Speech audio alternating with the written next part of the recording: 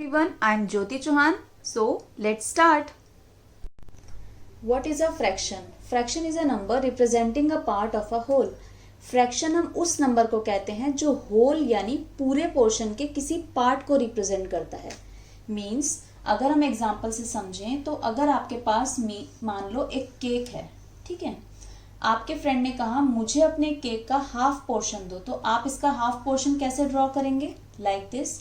तो ये जो आपने डिवाइड किया, दिस पोर्शन इज कॉल्ड 1/2. तो ये जो आपने 1/2 यानी हाफ लिखा, this is a fraction. Fraction आप और कैसे लिख सकते हैं? आप लिख सकते हैं 3/4, 1/5, ठीक है, 7/10. इस तरह से आप फ्रैक्शन को रिप्रेजेंट करते हैं. फ्रैक्शन में जो आपका ऊपर जो नंबर होता है, दिस इज कॉल्ड न्यूमरेटर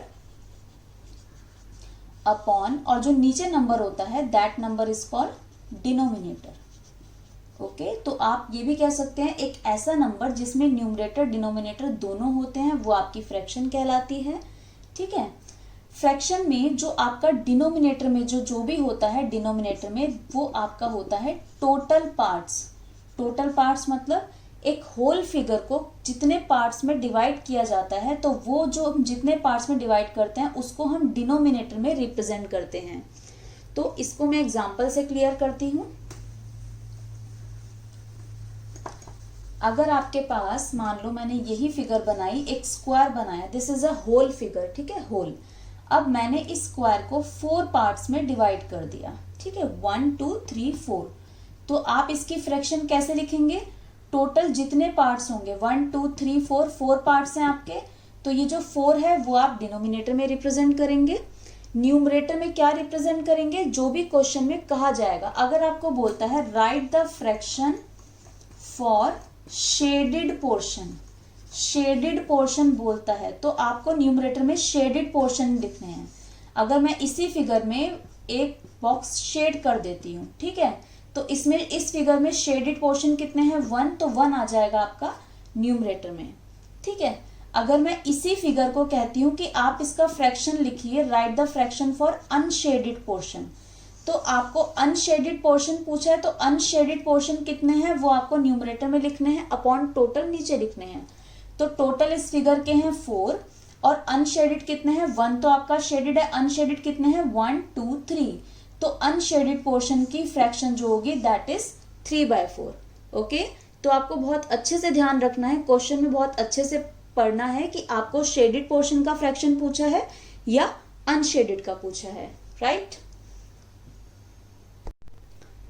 आपके एग्जाम में एग्जामिनर इस तरह के क्वेश्चन भी दे सकते हैं कि आपको फिगर दे दी जाएगी और फ्रैक्शन बता दिया जाएगा कि आपको कहा जाएगा शेड करो.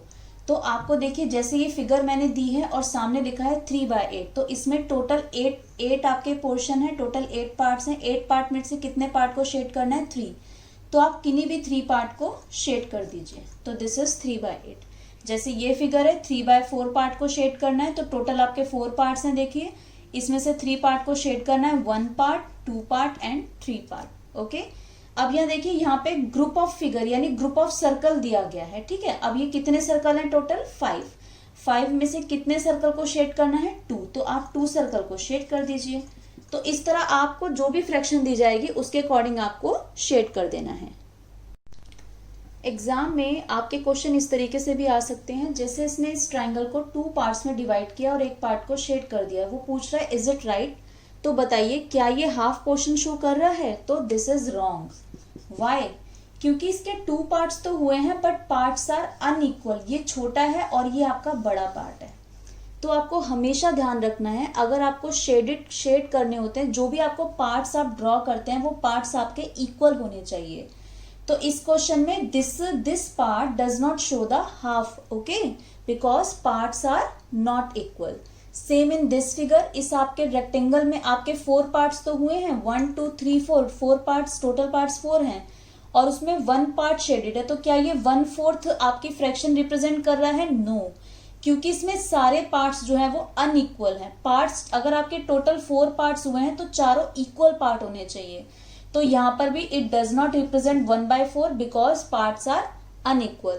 Same in this circle also, इस सर्कल में भी टोटल 4 पार्ट्स हुए हैं और 3 पार्ट को शेड किया गया है, लेकिन जो आपके बाकी जो भी 4 पार्ट्स हैं वो चारों अनइक्वल पार्ट्स हैं, तो it also does not shows 3/4। Okay, तो आपको हमेशा ध्यान रखना है जब भी हम फ्रैक्शन को रिप्रेजेंट करते हैं तो जो भी आप फिगर में जो भी आप टोटल पार्ट शो करेंगे वो पार्ट्स आप इक्वल बनाएंगे, अनइक्वल नहीं बनाएंगे। अगर आप अनइक्वल बनाएंगे तो आपका क्वेश्चन रॉन्ग हो जाएगा।